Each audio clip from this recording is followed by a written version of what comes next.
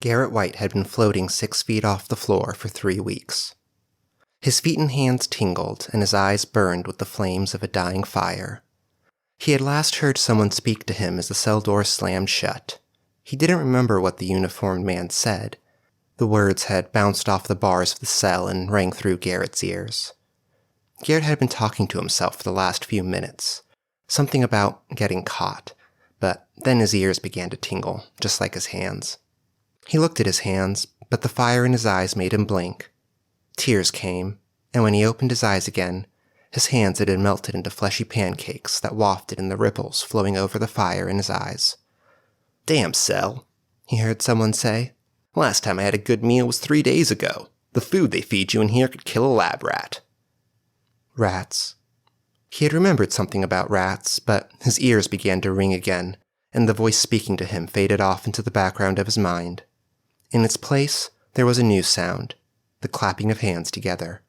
He blinked hard to make out his hands again. They had disappeared, his arms connected at the wrists. He thought back to the time he went ice skating on a pond. He remembered the sound of the skates on ice, a gentle scraping away now inside his ears, trying to tear down his thoughts. There had been a woman with a white fur tube over her hands. Her wrists were like his now, the wrists of someone who had tried too many times to clap his hands. He had been applauding everyone else in life, but never himself. The hands, like himself, had been put into prison, and he didn't know why. "Can't sleep in here. If the smell of the musty bedroll doesn't make you sick, then the sound of the rats chewing inside the walls will keep you up. You'll wake up from your dreams, their little chomping. Sometimes I think they're chewing me." The voice was coming from inside the cell, but Garrett couldn't see anyone. Garrett hadn't always been alone. He could vaguely recall from somewhere inside his broken mind that there had been friends, lovers, murderers.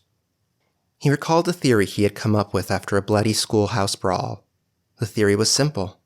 At some point in time, everyone was a murderer. Whether or not they ever felt remorse, they had all wanted someone dead. Hatred. Everyone knew the feeling of hatred. Garrett had known hatred on that schoolyard. His beater had laughed at their bloody faces, a laugh which now echoed through his ears, rhythmically blocking out the other voice in the cell. The schoolyard was usually a place where Garrett and his friends would play football or foursquare or something, but today there was an edge. Maybe everyone had eaten cereal with milk that was about to go bad, or maybe there was too much smoke in the air from the Wheeling hubcap factory. Football had been extremely rough. Garrett had gone to play foursquare after he got tackled by 5 boys who weren't his friends. But today, even foursquare had an evil twist. The top square today had become habituated to making fun of the first square. Garrett had decided that it was an evil day. When his beater started to push him around, he exploded. Hatred flowed from his eyes, his hands and his feet began to tingle. All of his coordination left him, and his face was beaten to a bloody mess. The schoolyard disciplinarian had been slow to notice the ensuing carnage, and she didn't really care anyways. Garrett would have killed him if he could have. He would have torn out the eyes of his beater. He would have made him pay for his abuses. But his hands began to tingle. He couldn't feel his feet, and he began to float off the ground. Everyone was a murderer, but Garrett couldn't remember his reason for why that was so. He thought it was something about hands, the passion for justice. His hands and feet had begun to tingle, and he was floating farther off the floor. He looked up from his hands, and he saw the bars of the cell, moving left and right, opening wide then closing shut like the surf coming up on a beach. Every time he thought he would be safe, the bars crested up, the opening closing, the waves rising, crashing. The result would be the same. He would never escape.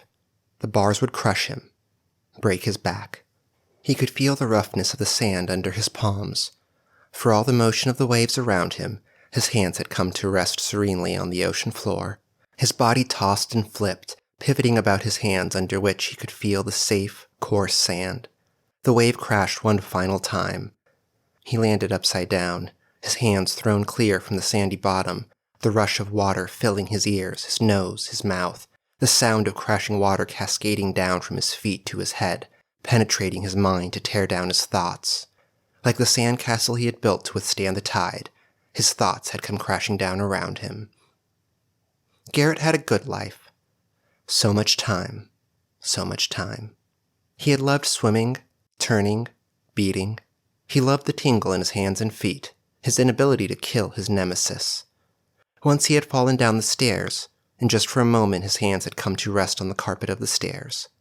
In that instant his body had frozen, floating over the stairs, safe from falling, but the moment didn't last. The ocean crashed about him, his hands torn free from the sandy bottom, his body flipping, falling. But now he levitated further up, his hands still tingling. He began to float through the bars. He expected the instant of safety his hands found footing, but that moment did not come.